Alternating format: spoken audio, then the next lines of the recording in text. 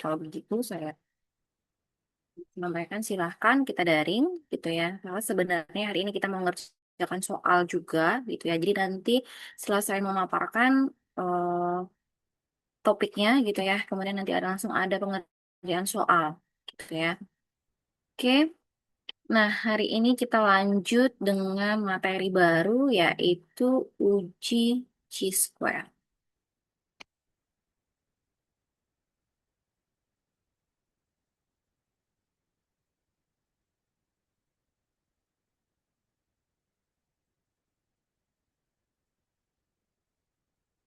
Oke, sudah terlihat jelas di layar masing-masing teman-teman?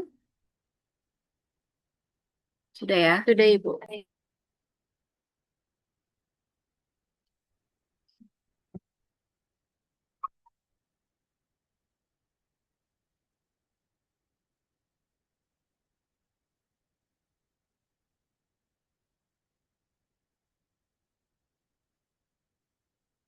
Nah, oke, kita masuk ke uji chi-square. Nah, eh, di beberapa pertemuan sebelumnya kita sudah membahas terkait dengan hukum Mendel satu dan hukum Mendel 2. Di hukum Mendel kita sudah mengetahui dengan jelas bagaimana suatu keturunan dapat menghasilkan hasil dari persilangan yang mana hasilnya akan perbandingannya tertentu gitu ya. Kita ketahui misalnya pada perkawinan monohibrid akan menghasilkan rasio fenotip 3:1. Kemudian pada fenotip pada perkawinan dihibrid akan menghasilkan rasio 9:3:3:1. Ya. Nah, namun ternyata kalau kita melihat secara teoris yaitu 3:1 dan 9:3:3:1 pada kenyataannya ternyata berdasarkan hasil penelitian menunjukkan bahwasanya ada suatu hasil percobaan persidangan yang tidak selalu terpenuhi, artinya tidak selalu mengikuti rasio daripada si Mendel 3:1 atau 9:3:3:1. Nah, apa yang menyebabkan ketika terjadi rasio fenotip yang tidak sama dengan rasio fenotip yang dilakukan oleh Mendel ya. Jadi ada beberapa penyebab adanya penyimpangan tersebut, adanya ekstensi tersebut, yaitu yang pertama adalah adanya interaksi antar gen. Jadi di antar gen tersebut terjadi interaksi. Nah, seharusnya tidak ada terjadi interaksi di antara gen gitu. Nah, kemudian akibat adanya interaksi antar gen ini, maka dari satu alel terhadap alel yang lain akan saling berpengaruh yang terletak pada lokus yang sama. Jadi misalnya di dalam lokus yang sama ada alel A dan alel B. Nah, ini saling mempengaruhi satu sama lain. Nah, sehingga muncul interaksi antar gennya. Kemudian dipengaruhi oleh satu gen terhadap gen pada lokus lain. Nah, misalnya di satu lokus yang sama, kemudian di lokus yang berbeda. Nah, kemudian selanjutnya, akibat dari adanya penyimpangan tersebut, maka muncullah keragaman nisbah dalam genetika Mendel. Sehingga muncul rasio yang tidak sesuai dengan 9:3:3:1. Atau tidak sesuai dengan 3:1. Nah, ketika hal tersebut terjadi, ya, dari hasil penelitiannya, hasil persilangannya ternyata rasio fenotipnya tidak sesuai dengan hukum Mendel, maka ya ada uji statistik yang dapat digunakan untuk membandingkan apakah dari hasil teori kita tersebut terjadi penyimpangan atau tidak ya terhadap perhitungan teorinya. Maka para ahli genetika di sini menggunakan uji chi-square, distribusi chi-square atau X kuadrat gitu ya. Jadi memang ada beberapa penelitian yang masih menggunakan uji chi-square. Ada penelitian yang sudah menggunakan uji statistika.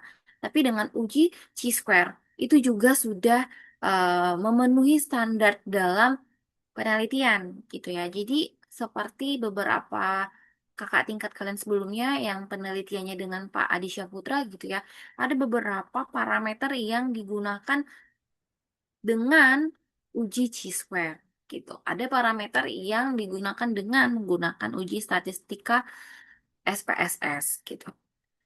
Nah, jadi si Bapak ahli genetika ini, ketika dia ingin mengetahui apakah hasil dari persilangannya tersebut sesuai atau tidak dengan hukum Mendel, dia menggunakan uji chi-square untuk mengetahui evaluasi dari datanya. Kemudian untuk menentukan apakah satu nilai kemungkinan untuk menguji dari suatu hipotesis. Karena dalam suatu penelitian pasti akan ada hipotesisnya.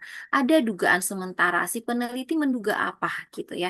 Misalnya pemberian JPT, auksin, dan sitokinin terhadap pertumbuhan kalus tanaman anggrek, misalnya seperti itu. Maka hipotesis kita adalah jika diberikan JPT sitokinin maupun auksin, maka akan memicu pertumbuhan kalus daripada anggrek gitu. Jadi kita ada hipotesisnya, ada dugaan sementara.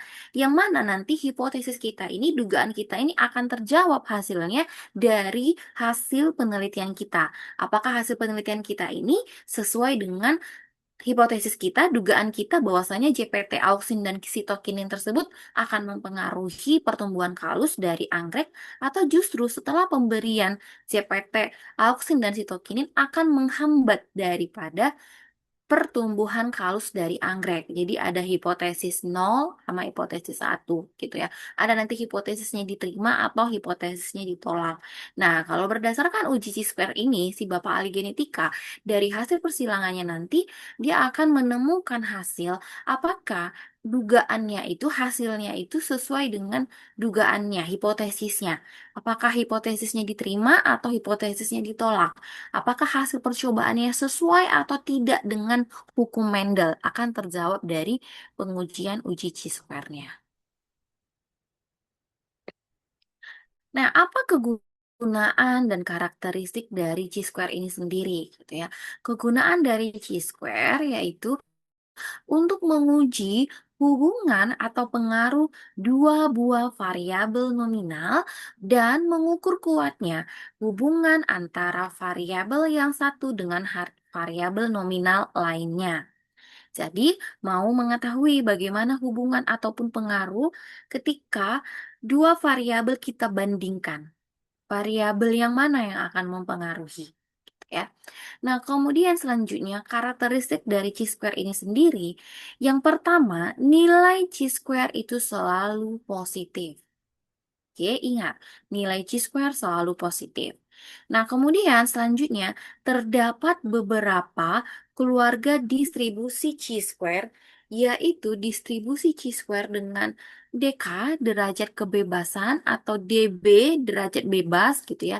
Satu, 2, 3, dan seterusnya. Nah, bentuk distribusi dari chi-square ini biasanya dan selalu akan menjulur ke positif, gitu ya. Nah, kemudian selanjutnya teman-teman perhatikan rumusnya. Rumusnya di sini X kuadrat ya, sigma O dikurang E ya. O ini adalah nilai observasi dikurang dengan nilai ekspektasi dikuadratkan lalu dibagi dengan nilai ekspektasinya. Atau X kuadrat sama dengan sigma G kuadrat per E. X adalah nilai chi-square, E adalah hasil yang diramalkan atau diharapkan. Ekspektasinya berapa gitu ya. Kemudian D adalah deviasi atau penyimpangan, yaitu selisih antara hasil yang diperoleh observasinya dan hasil yang diramalkan atau ekspektasi. Kemudian sigma adalah jumlah dari perhitungan semua kategori. Nah, teman-teman perhatikan contoh berikut ini ya. Dalam perhitungan chi-square, ya, ini belum contoh, ini untuk penentuan fenotipnya dulu. Untuk penentuan DB, DK, derajat kebebasan atau derajat bebas. Dalam perhitungan chi-square, perlu diperhatikan pula besarnya DB-nya atau DK, yaitu nilainya sama dengan jumlah kelas fenotip dikurangkan dengan 1. DF sama dengan N kurang 1 atau DB sama dengan N kurang 1. Saya rasa ketika kalian di semester kemarin belajar statistik ya, ada sudah menyinggung pastinya tentang uji chi-square, gitu ya. Namun untuk kali ini pengujian chi-square-nya kita gunakan untuk hukum Mendel, gitu ya. Untuk persilangan Mendel. Nah, selanjutnya N ini adalah jumlah kelas fenotip ya. Jadi rumusnya DF sama dengan N kurang satu. N-nya adalah jumlah dari kelas fenotipnya. Nah, misal contoh, pada perkawinan monohibrid dihasilkan keturunan 3:1. Nah, jadi kelas fenotipnya ada berapa? Kelas fenotipnya ada dua, yaitu satu, ini satu, kemudian yang ini yang kedua. Ya, jadi bukan 3+1 kelas fenotipnya. Jadi kelas fenotipnya adalah 3:1, berarti tiga menjadi satu menjadi satu gitu ya. Jadi ini satu, ini kedua. Ya, sehingga DF-nya tadi kan N kurang satu. Jumlah kelas fenotip dikurang satu. 2 kurang 1 sama dengan satu. Oke. Nah, jika terdapat sifat intermedier dan keturunannya melihatkan perbandingan 1:2:1, maka kelas fenotipnya ada 3, gitu ya. Jadi DF-nya adalah 3 kurang 1 sama dengan 2. Ya, ini satu, kemudian ini keduanya, lalu ini ketiga. Ya, jadi ada 3 kelas fenotip. Nah, pada perkawinan dihibrid, maka kelasnya ada 4 kelas fenotipnya. Ya, satu, dua, tiga, empat. Jadi ada 4 kelas fenotip. Jadi DF sama dengan 4 kurang 1. Jadi DF-nya sama dengan 3.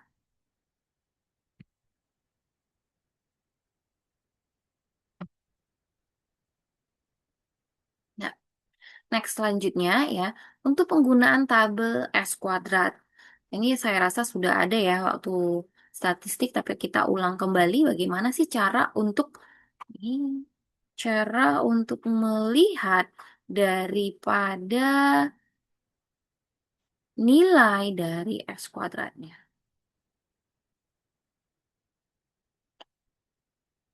Nah, pada tabel S kuadrat, teman-teman nanti akan perhatikan ada deretan angka paling atas mendatar yang merupakan nilai kemungkinan. Jadi nanti ada 99%, 0,01, 95%, 0,05, kemudian eh, 1% gitu ya. Nah, dari yang paling kecil sampai yang terbesar gitu ya. Ini menunjukkan semakin ke arah kanan, nilai kemungkinan itu makin menjauhi dari nilai satu. Berarti bahwa data hasil percobaan yang diperoleh tidak baik, gitu kan ya. Yang terbaik adalah ketika nilai kemungkinannya ya pengujiannya di 99%. Artinya, tingkat kesalahan dalam penelitian tersebut hanya 1% saja. Kesalahan dalam si peneliti dalam penelitian tersebut hanya 1% saja. Jadi pada tingkat kepercayaan 99%. Namun di beberapa penelitian 95% umumnya gitu ya. Jadi sudah signifikan jika hasil penelitian kita tersebut berdasarkan pada tingkat selang kepercayaan di 95%.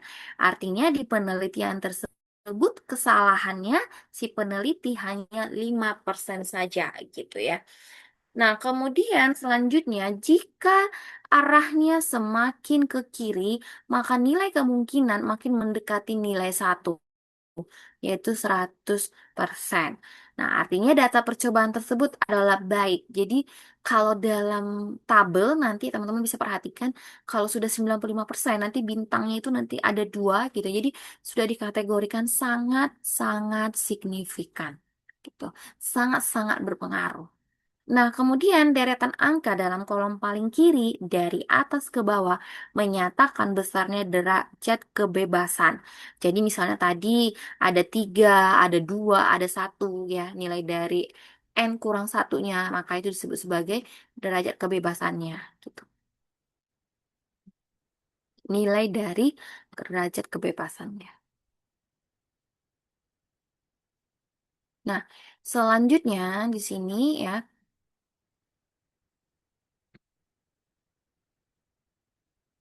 ya, angka-angka lainnya di dalam tabel itu merupakan nilai dari X kuadrat. Apabila nilai X kuadrat yang didapat dari perhitungan terletak di bawah kolom nilai kemungkinan 0,05 atau kurang 0,01 atau 0,0001, itu berarti bahwa faktor kebetulan hanya berpengaruh sebanyak 5% atau kurang. Nah, kemudian penggunaan level kemungkinan 0,05 ya.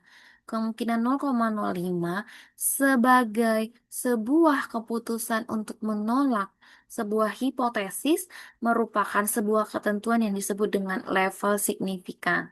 Nilai X kuadrat tersebut dikatakan signifikan atau berarti, ya.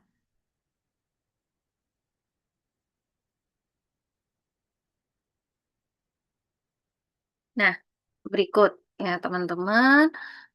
Berdasarkan ya nilai X kuadrat apabila nanti dari hasil perhitungan kita nilai X kuadratnya itu ditemukan terletak di kolom nilai kemungkinan 0,01, maka nilai X kuadratnya dikatakan sangat signifikan, ya sangat berpengaruh.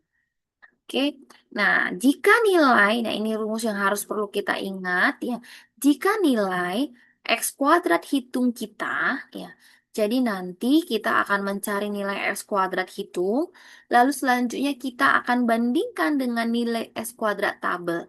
Bagaimana caranya untuk menemukan nilai X kuadrat tabel? Tadi misalnya, ketika dalam soal kita menemukan perbandingannya 9 banding 3 banding 3 banding 1. Berarti kelas fenotipnya ada 4. Maka derajat kebebasannya adalah 4 kurang 1, 3 gitu kan ya. Cari nanti di tabel itu yang di bawah angka 3, kemudian di sebelah kanannya cari tingkat kepercayaannya. Tingkat kepercayaan kita adalah 95%. Maka 0,005.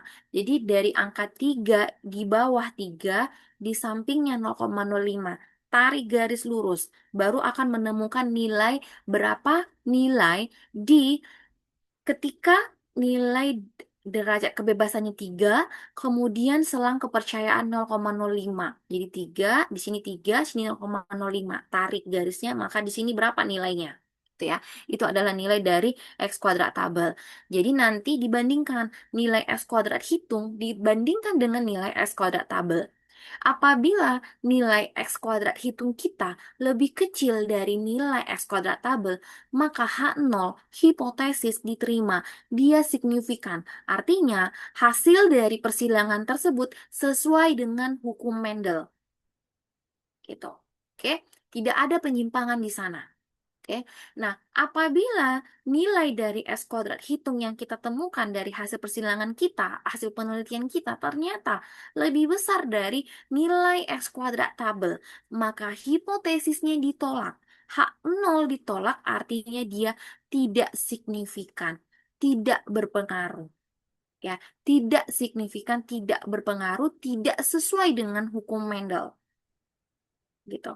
Berarti hasil percobaannya tidak sesuai dengan hukum Mendel atau terjadi penyimpangan. Tidak 9 banding 3 banding 1 atau 3 banding 1. Seperti itu. Oke, paham ya? Untuk ini yang harus perlu diingat. Kapan dikatakan hipotesis tersebut diterima signifikan dan kapan hipotesis tersebut dikatakan ditolak atau tidak signifikan. Ya, dilihat dari perbandingan hasil X kuadrat hitung dengan X kuadrat tabel. Jika X kuadrat hitung lebih kecil dari X kuadrat tabel, maka hipotesis diterima signifikan. Jika X kuadrat hitung lebih besar dari X kuadrat tabel, maka hipotesisnya ditolak, tidak signifikan, tidak sesuai dengan hukum Mendel.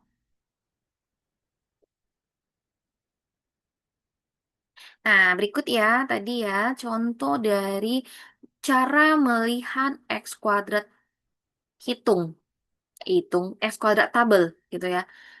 Nah, ini teman-teman nanti bisa punya ini tabel ya, bisa dicek di Google ya, ada nilai dari X tabel square. Nah, ini ya, derajat kebebasannya. Kayak misalnya tadi di dalam soal disampaikan ya, hasil eh, fenotip yang ditemukan dari penelitian tersebut adalah 3 ya, salah 3:1. Maka kelas fenotipnya ada 2, ya kan? Nah, rumusnya adalah DF kurang 1. DF sama dengan N kurang 1. N-nya kan 2, ya. N-nya 2, maka 2 dikurangkan dengan 1. Maka DF-nya sama dengan 1. Kan gitu. Nah, pada soal disampaikan tingkat kepercayaan 95%. 95% yaitu 0,05. Ya kan? Nah, maka untuk mencari nanti perbandingannya, untuk mencari nilai X kuadrat ini 1, maka DF-nya adalah 1, ini 1. Kemudian tarik sampai di tingkat kepercayaan 0,05. Tingkat kepercayaan 0,05 berarti maka nilai yang dipakai adalah 3,84. Oke, next. Misalnya, di dalam soal disampaikan bahwasanya hasil perbandingannya itu adalah 9:3:3:1. Maka, berapakah nilai X tabelnya? X kuadrat tabel. Berapa, teman-teman?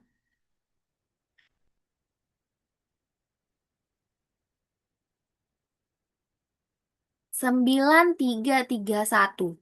Perbandingannya 9:3:3:1. Maka nilai dari X kuadrat tabel pada tingkat kepercayaan 95%, berapakah nilai X kuadrat tabelnya? 7,81 Bu. Ya, betul ya, 7,81. Ini ya. Jadi kan tadi 9:3:3:1. Ada 4 kelas fenotipnya. 9:3:3:1. 4. Rumusnya N kurang 1. 4 kurang 1. Berarti tinggal 3. Nah, lihat DF di 3 ya. Di soal disampaikan pada tingkat percaya 0,05. Maka tarik, lurus. Nah, jawabannya adalah di 7,81. Oke, bisa ya untuk melihat X kuadrat tabel. Jadi saya rasa sudah aman untuk melihat X kuadrat tabelnya teman-teman semua. Nah, kemudian next contohnya sebagai berikut ini. Ya, uji chi-square untuk 3 kelas fenotip. Ya, suatu persilangan tanaman bunga menyerbuk sendiri. Oke, bunganya dikatakan dia menyerbuk sendiri. Oke, sebentar ya teman-teman ya, saya mau ada yang mau saya matikan dulu sebentar.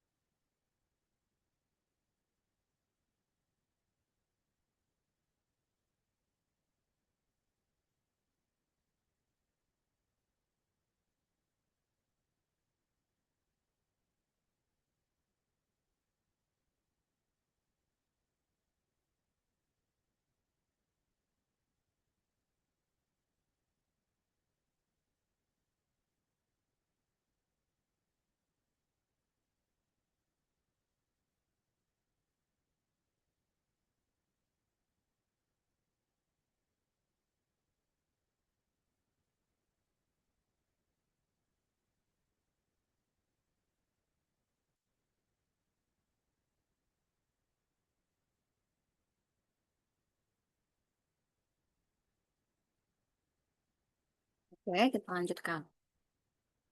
Suatu persilangan tanaman, bunga menyerbu ke sendiri. Nah, perkawinan tersebut menghasilkan keturunan 9:3 banding 4. Oke, yang terdiri dari 72 tanaman berbunga ungu, 28 tanaman berbunga merah, dan 28 tanaman berbunga putih. Nah, ujilah chi-square pada persilangan tersebut. Apakah hasil persilangannya telah sesuai dengan perbandingan yang sebenarnya diharapkan? Artinya kita membandingkan sesuai dengan yang ini. 9:3 banding 4. Oke.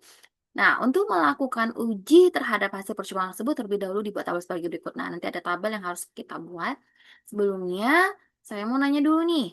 Fenotipnya kan 9:3 banding 4. Maka nilai dari DF-nya berapa, teman-teman? Dua, DF-nya Ibu. berapa? Dua, Ibu. Ya, DF-nya 2 ya, 2 ya, 3 kurang 1. Nah, oke. Jadi, artinya di sini nilai observasi dan nilai ekspektasi. Nah, dari nilai observasinya ya ditemukan di lapangan. Nah, hasilnya 72 bunga ungu, 28 bunga merah dan 28 yang berwarna putih. Nah, berikut ya, kita buat tabelnya dulu ya. Jadi, kelas fenotipnya ada warna ungu, merah, dan putih. Lalu tadi observasi, hasil percobaan ini yang dihasilkan gitu ya. Tadi kan di dalam soal disampaikan ada 72 yang warna ungu, ada 28 warna merah, ada 28 warna putih. Jadi ini adalah observasi hasil percobaannya. Nah, dibuat di dalam tabel 72, 28. 28. Kita jumlahkan totalnya semuanya ada 128. Nah, kemudian kita cari nilai ekspektasi, nilai yang diharapkan. Ya, nilai yang diharapkan perbandingannya di soal tadi kan sudah dihasilkan perbandingan berdasarkan perbandingan fenotip 9:3 banding 4. Gitu kan, teman-teman? Nah, jadi 9 ini untuk menunjukkan nilai daripada si ungu.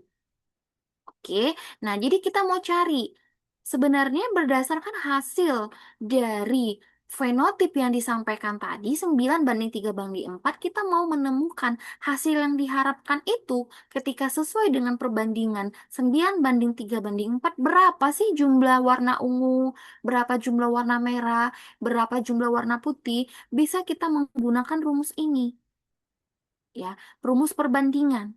Ya, kan tadi dalam soal sudah disampaikan perbandingannya adalah 9 ya dibanding 3 ya, kemudian dibanding dengan 4. Nah, lalu ini kita jumlahkan totalnya. 9 kombinasinya ya, 9 tambah 3 tambah 4. Berapa total semuanya? Ada 16. Ya, ada 16. Maka kita akan mencari perbandingannya gitu ya, hasil yang diharapkan. Jadi 9 per total semua 16 kan ya. 9/16. Oke, 9/16 dikali total semua tanaman yang dihasilkan 128. Jadi 9/16 kali 128 sama dengan 72. Nah, ternyata kalau yang hasil yang kita harapkan harus 72, tapi di hasil percobaan juga dihasilkan sebanyak 72, gitu kan ya. Nah, kemudian untuk yang warna merah, yang diharapkannya berapa? 3/16 dikali 128 sama dengan 24. Oke. Nah, kemudian selanjutnya untuk yang berwarna putih ya. Ini kan ternyata di hasil percobaannya 28 yang hidup yang tumbuh warna merah. Tapi dari hasil ekspektasi kita seharusnya 24 gitu ya. Jadi nggak begitu jauh sih ya perbedaannya ada 4 4 selisih gitu ya. Nah, kemudian yang warna putih. Putih 4/16 dikali 128 sama dengan 32. gitu ya. Jadi hasil yang diharapkan ini harus sama dengan hasil yang dipercobaan, hasil yang observasi. Ekspektasinya harus sama totalnya dengan yang observasi. Jadi nanti teman-teman cek. Jadi kalau tidak sama berarti ada kesalahan dalam perhitungannya gitu. Nah, kemudian setelah itu kita cari nilai D. Ya, D-nya observasi dikurang ekspektasi. Observasinya 9. 9, 72. 72 dikurang 72 sama dengan 0. Kemudian observasinya sini 28. 28 kurang 24 sama dengan 4. Nah, selanjutnya untuk yang kelas fenotip putih. 28 kurang 32 itu sama dengan min 4. Oke. Nah, tadi di soal disampaikan bahwasanya dalam uji chi-square-nya tidak ada yang bernilai negatif. Jadi ini sama dengan nilai mutlak gitu ya. Jadi dia jadinya positif. Nah, kemudian kita cari rumus D kuadrat per E ya. D kuadrat per E, 0 kuadrat per E, 0 kuadrat dibagi 72 ya, tetap 0. Segala sesuatu apapun dibagi dengan 0 dengan hasilnya 0 gitu kan ya. Nah, kemudian selanjutnya D kuadrat per E, 4 kuadrat ya, 16 dibagi dengan 24. Hasilnya 0,67. Nah, lalu kan tadi kan sudah positif nih ya. 4 kuadrat ya dibagi dengan E. 16 dibagi dengan 32. Hasilnya 0,5. Maka S kuadrat hitung sama dengan ini ditambahkan. Oke, ini ditambahkan. 0 tambah 0,67 tambah 0,5. Jadi X kuadrat hitungnya adalah 1,17. Oke, S kuadratnya 1,17. Nah, kita cari nilai derajat kebebasannya, DF-nya. Tadi kan fenotipnya 9 banding 3 banding 4. Berarti ada 3 kelas fenotip. 3 kurang 1 sama dengan 2.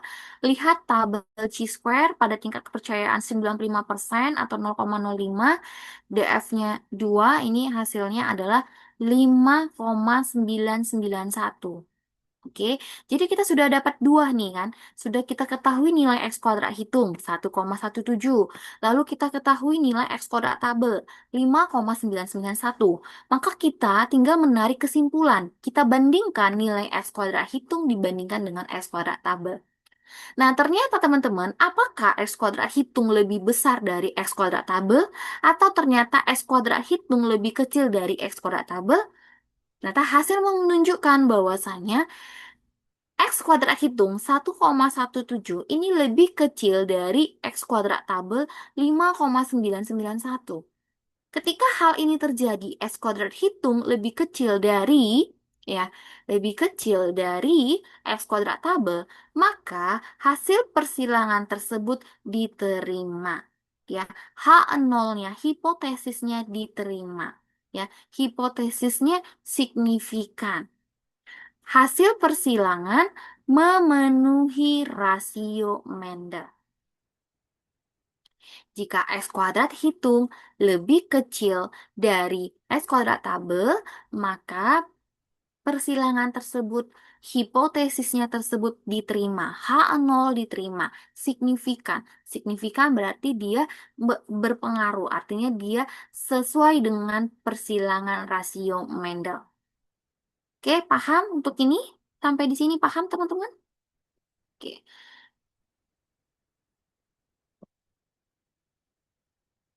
Next, selanjutnya teman-teman.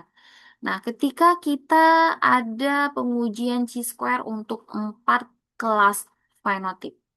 Oke. Suatu persilangan antara sesama individu di hibrid A besar, A kecil, B besar, B kecil. Oke.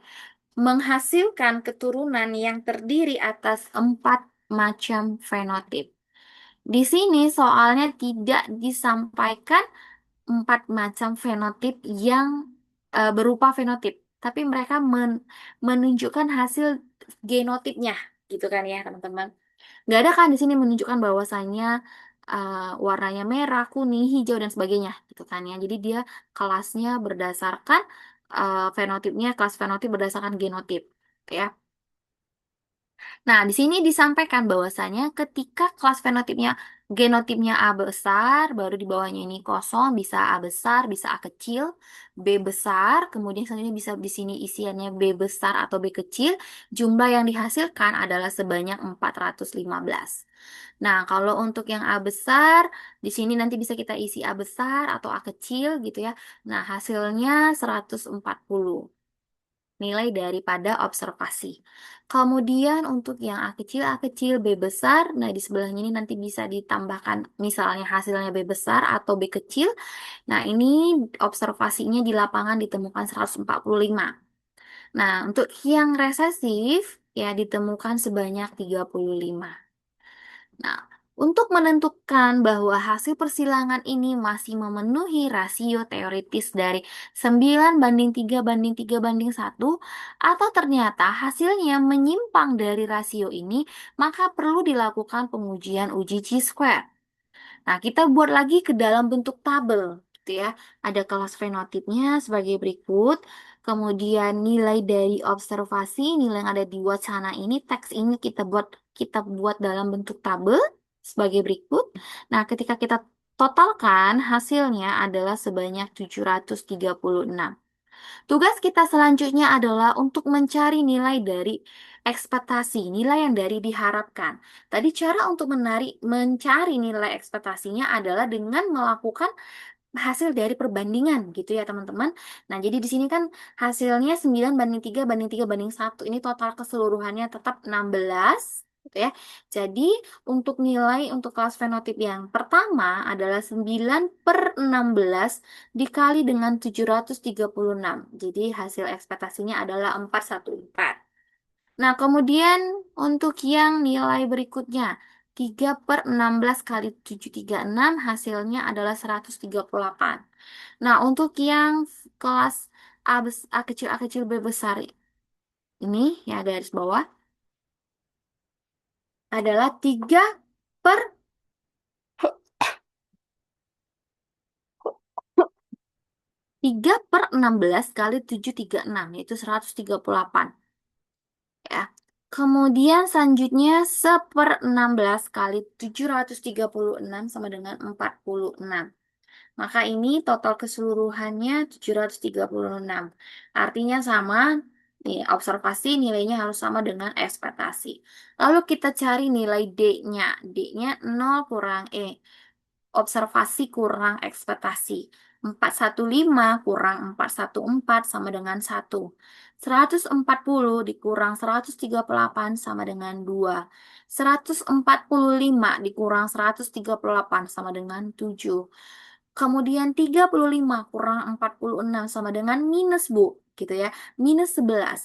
Tapi tadi nilainya adalah nilai yang bersifat positif. Gitu ya. Jadi sudah dipositifkan. Gitu ya. Jadi dia 11.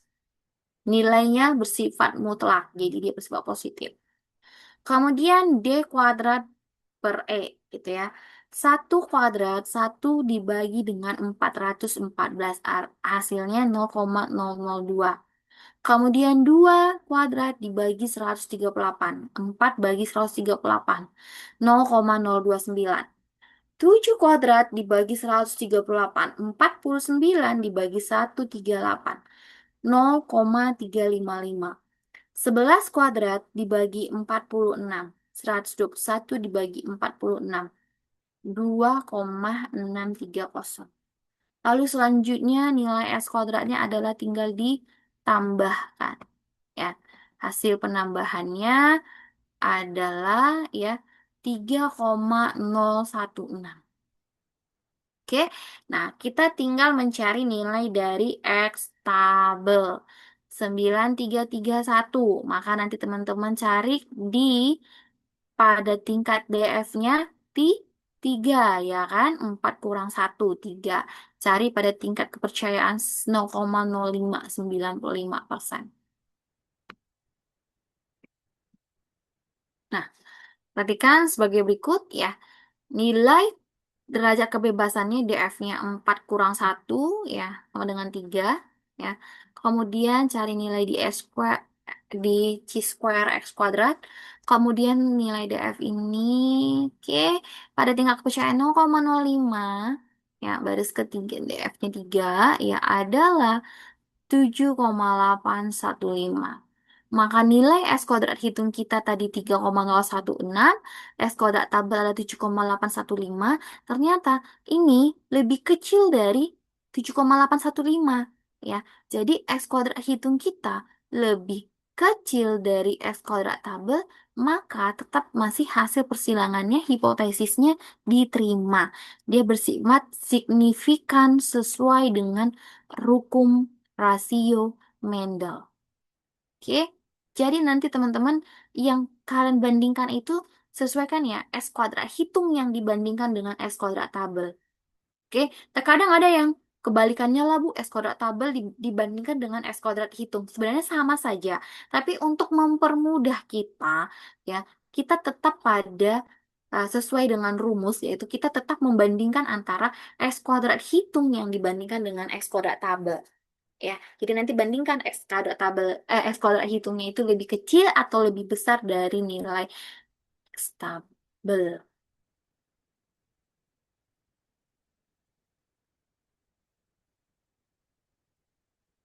Oke, bisa teman-teman sampai di sini ya. Jadi materi kita hanya sampai di sini untuk cara memahami penggunaan aplikasi dari Chi-square dalam hukum Mendel. Gitu. Oke. Sebentar. Nah, selanjutnya kalau tadi tadi kampus, kita akan mengerjakan satu SKS-nya langsung mengerjakan soalnya.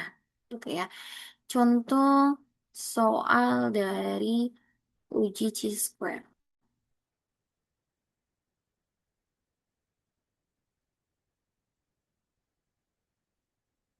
Oke, saya sudah buat satu soal saja gitu ya, teman-teman ya. Satu soal saja, tapi panjang. Bisa gitu ya. Satu soal tapi panjang Bu Pintanya. Oke. Nah, soalnya sebagai berikut. Oke. Percobaan berikut ini merupakan persilangan dihibrid dari tanaman tomat. Oke. Nah, Bu, ada yang sedikit berbeda nih dari soal Ibu tadi yang berupa soal cerita. Kalau soal cerita tadi Ibu sampaikan, ya, saya sampaikan di sana ada hasil persilangan fenotipnya, ya kan? Ada tadi 9 banding 3 banding 3 banding 1 atau 9 banding 3 banding 4. Nah, kalau di sini ya, oke. Ini soalnya satu, tapi sebenarnya ada dua nih ya, nomor satu dan nomor dua. Ya, kita kerjakan yang nomor satu dulu. Ya, nomor satu. Nah, di sini teman-teman dinyatakan ada suatu persilangan antara buah merah, bunganya kuning, buahnya merah, bunganya ungu, akan menghasilkan anakannya ya adalah buah merah, buah kuning, kemudian buah merah, bunga ungu, kemudian buah kuning, bunga kuning, kemudian buah kuning, bunga ungu. Ya, ini ada hasilnya 46, 42, 16, dan 18. Maka carilah pengujian uji chi-square. Apakah hasilnya sesuai atau tidak dengan hukum Mendel? Teman-teman sudah ada nilai dari observasi. Sekarang teman-teman tugasnya mencari nilai ekspektasi. Tapi nilai ekspektasinya di sini sangat khusus sekali gitu, karena tidak disampaikan berapa hasil rasio persilangannya. Jadi teman-teman harus melakukan terlebih dahulu persilangan. Oke, jadi teman-teman mencoba di sini ya, teman-teman coba mencoba ya, try dan errornya di sini. Teman-teman buat dulu genotip ya. Untuk buah merah bunga kuning ini genotipnya apa? untuk buah merah bunga ungu, genotipnya apa, sehingga nanti ketika kita lakukan persilangan, maka kita akan menemukan 4 hasil anakannya. Ya, ada 4 tipe fenotip yang muncul. Harus muncul nanti buah merah bunga kuning, buah merah bunga ungu, buah kuning bunga kuning, buah kuning bunga ungu. Jadi teman-teman harus cari dulu genotipnya.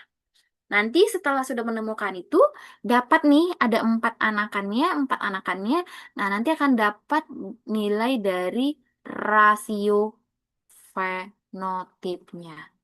Kalau sudah dapat rasio fenotipnya, oh misalnya Bu, ternyata dari hasil persilangan yang sudah kami buat, kami coba-coba genotip untuk si induknya buah merah bunga kuning, induk buah merah bunga ungu, agar hasilnya nanti menghasilkan 4 fenotip yang muncul, yaitu buah merah bunga kuning, buah merah bunga ungu, bunga kuning, buah kuning, bunga kuning, buah kuning, bunga merah. Kami menemukan misalnya rasio fenotipnya 1:1:1:1 misalnya, atau 2:1:1:1 misalnya, seperti itu gitu kan ya. Nah, dari situlah nanti kalian bisa mencari, sudah dapat rasio fenotip, maka kalian bisa dapat mencari dari nilai ekspektasinya ya, berdasarkan contoh yang tadi. Oke, sampai di sini paham apa yang mau dikerjakan? Hmm. Hari ini kalian memang di kampus aja, di kampus. Nggak ke kampus ya? Satu harian ini nggak ada perkuliahan di kampus ya? Ada Nggak Ibu nanti perkuliahan. jam 1 siang Ibu. Oke, jam 1. Nah, berarti kalau misalnya, kan berarti belum berangkat ya ke kampus ya, jam sekarang. 1 jam ini saya berikan kesempatan kalian untuk mengerjakan ini bagaimana?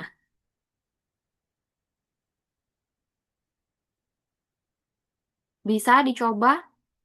Atau Bu, nggak usah lah Bu, nanti aja Bu hari Jumat. Kan Ibu udah selalu buat di hari Jumat, selalu asinkronus. 1 SKS untuk mengerjakan tugas gitu. Karena sama Pak Rizky selalu ngingetin saya, 1 SKS-nya ngerjain tugas kan Mbak Pinta. Iya.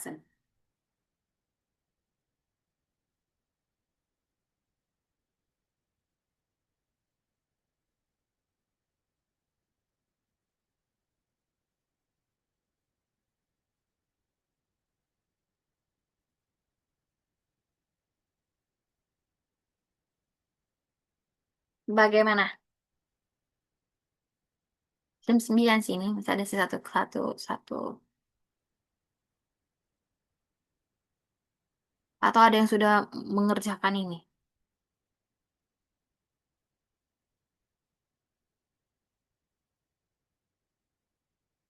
Ada yang sudah menemukan persilangannya?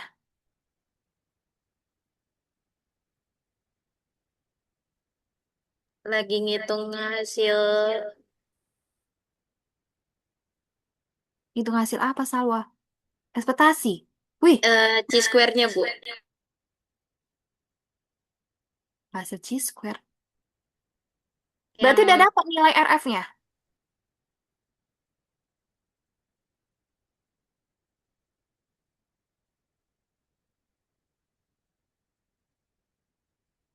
Ngomong ke siapa sih Salwa ini?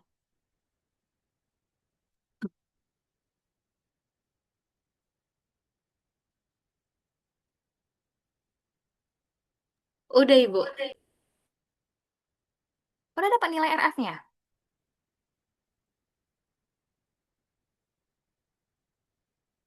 Sudah melakukan sudah melakukan persilangan ini? Sudah em, menemukan hasil dari ekspektasinya. Oke, mantap.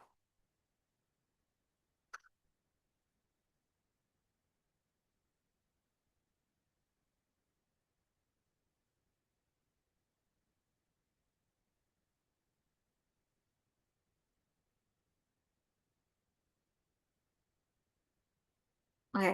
Jadi nanti hasil persilangannya dibuat ya, hasil persilangannya dibuat. Kerjakan di kertas, foto, kirim ke saya. Kirim kemana ya? Nanti penuh kalau di. Dikirim lewat G Drive aja gimana Bu? Kan kemarin pernah ada tugas yang dikirim lewat G Drive juga. Nah, ya digabungin di situ aja ya. Mm-mm. Di foto atau digabungin. Ini mau tetap dilanjutkan di Zoom-nya tetap hidup, tetap hidup, tetap on.